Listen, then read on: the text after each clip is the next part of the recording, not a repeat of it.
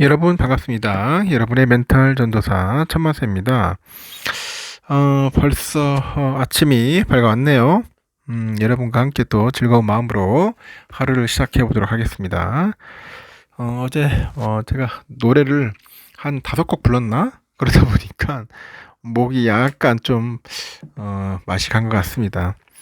이 노래 부르는 것도 평상시 계속 꾸준한 그런 연습과 노력이 있어야 하는 것 같아요. 어쩌다 부르면은 목이 가는 것 같습니다. 그러니까 소리 지르는 게 쉬운 게 아닌 것 같아요. 하여튼 뭐든지 꾸준히 해야 한다. 꾸준히 안 하면은 예전같이 그런 아주 좋은 컨디션의 그런 보이스가 나오지 않는 것 같습니다. 여러분도 잘 아실 거예요. 하여튼 좋은 하루 되었으면 좋겠고요. 이런 이야기를 먼저 해드리고 싶습니다. 그 나이 들수록 여러분 그 지혜로운 사람이 되는 방법이 있어요. 크게 한 7가지 정도 되는데 첫 번째는 그 모든 말에 반응하지를 않는 겁니다. 두 번째는 듣고도 흘릴 줄 알아야 하고, 세 번째는 아는 거를 자랑하지 않는다. 네 번째는 조언은 부탁받을 때만 하는 거고요. 다섯 번째는 감정보다는 상황을 먼저 보고요. 여섯 번째, 여유 있는 말투를 지키고, 일곱 번째는 틀릴 수 있다는 걸 인정을 해야 합니다. 이런 것들을 잘 해야지만이 나이 들수록 지혜로운 사람이 된다는 거 참고하셨으면 좋겠다. 그 이야기를 꼭 해드리고 싶습니다. 다양한 소식들이 있습니다. 여러분에게 한번 또 짤막하게 한번 전달을 해보도록 하겠습니다. 아주 특이한 소식이 있던데 요즘 보니까 개미들이 그 초단기채 그 펀드에 좀 몰리는 것 같습니다. 초단기채 펀드. 여기에만 한 달 동안 한 1조 4천억 정도 넘는 뭉칫돈이 몰렸다고 하는데, 극심한 변동성에 노출된 투자들이 단기간에 자금을 안정적으로 운용하기 위해서 방망이를 짧게 잡는 전략을 취한 것 같다. 그렇게 보는 것 같습니다. 금융정보업체 FN가이드에 따르면 지난 6일 기준 초단기채 펀드 78개 설정액은 49조 5,552억, 최근 한 달간 1조 4,745억 원 증가를 했죠. 지난 5월에는 5월하고 6월에 자금의 이탈세가 이어진 것과 이제 대조됩니다. 초단기채 펀드는 잔존만기 1년 이하의 국채, 그리고 통화, 안정채권 등에 주로 투자를 합니다. 단기간 자금을 운용하는 동시에 은행 정기예금 그런 수준의 이익을 안전하게 확보할 수 있다는 장점이 있고, 초단기채 펀드 대부분은 환매 그 수수료가 없다고 합니다. 그리고 유동성도 높은 편이라고 하죠. 펀드별로 보면 KB 네일 드림 초단기채 증권 투자 신탁에 지난 한 달간 1,786억 정도 자금이 몰렸습니다. 이어서 이제 코레이트 셀렉트 단기 채권 증권 투자 신탁 거기에도 한 1,700억 정도, 신한 초단기채 증권 투자 신탁 채권에도 한 1,500억, 키움에도 한 많이 올렸네요. 한 1,100억, 코레이트 이쪽에는 한 1,100억 정도, 천억 정도 되겠네. 천억. 하여튼 천억 단위 이상의 돈들이 많이 몰리는가 봅니다. 펀드별로. 이렇게 주식시장에서 손쉽게 거래할 수 있는 파킹형 ETF도 자금이 몰려들고 있습니다. 코스컴 ETF 체크해 보면은 타이거 그 머니마켓 액티브하고 라이즈 머니마켓 액티브에도 지난 한 달간 한 4,200억, 3,800억 자금이 유입이 됐습니다. 큰 돈입니다. 이렇게 코리아가 아니라 코스피 지수가 지난 한 달 동안 22.1% 정도 급락을 했잖아요. 그리고 서킷 브레이커 막 이런 것들이 막 계속 발생하다 보니까 이제 변동성이 완전 극에 달했어요. 그러다 보니 초단기채 상품이 자금을 그 피난처 역할을 하는 그런 모습이 온 것 같아. 그러니까 초단기채 쪽으로 돈이 몰리는 거야. 일종의 피난처다, 거기가.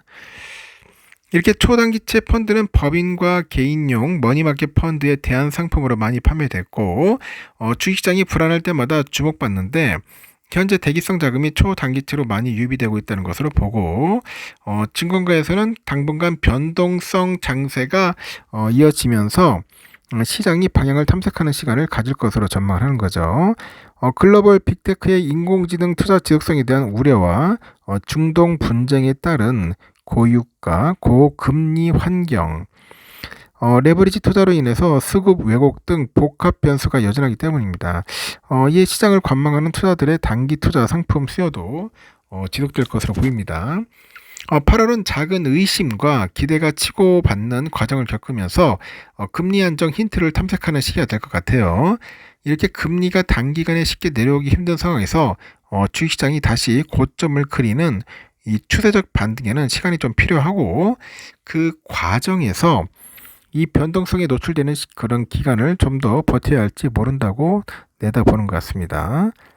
AI를 둘러싸고 그 직전까지 회자적인 긍정적 서사와 최근에 거론된 부정적 서사 모두 나름의 타당성을 지니고 있어요. 그래서 이제부터는 주식시장은 횡보세에 접어들 것으로 판단이 됩니다. 그래서 횡보 장세를 거치면서 시간이 흐른 과정에서 그렇게 쌓인 정보를 토대로 시장은 다시 특정 방향으로 움직일 거라고 전망을 하니까, 하여튼 그런 부분들도 우리가 참고해 볼 필요가 있다. 초단기적으로 돈이 몰린다, 그렇게 보시면 될 것 같네요. 하여튼 요즘 트렌드가 그래요. 내가 봐도 너무 심해, 변동성이. 아유, 진짜 징글징글합니다. 그리고 증시 조정 후에 반등에 대한 기대가 이제 커지고 있는데, 증권가에서는 쇼커버링이죠. 쇼커버링을 염두에 둔 종목 선별이 필요하다는 그런 이야기도 있습니다. LG전자, 하나오션, 미래에셋증권 등 9개 종목이 이제 본격적인 반등 국면이 오기 전에 횡보 부분에서 초과 수익을 낼 가능성이 있다는 종목으로 꼽고 있던데, 공매도에 시달려서 주가가 많이 하락을 했는데 이 증권가가 제시한 실적 전망은 밝은 종목들인 것 같습니다. 단순히 우리가 지수만 고개를 든 게 아니라고 하죠. 국내 증시를 그런 흔든 요인으로 꼽히던 그 레버리지 투자 포지션도 상당 부분 좀 완화됐고, 이 레버리지 투자는 변동성을 키워가지고 초과 수익을 추구하는 투자 방법이잖아요. 그래서 B2나 뭐 레버리지 상장 지수펀드 ETF를 활용을 하는데, 특히 ETF로 국내 투자들의 수급이 쏠리다 보니까 국내 증시에서는 최근 한 달 사이에 변동성이 크게 이제 확대가 된 겁니다. 8월 들어서 지난 6일까지 4거래일 동안 국내 증시에 상장된 그 단일 종목 레버리지 ETF 16개 종목 합산 순환매 금액은 1조 한 600억 정도.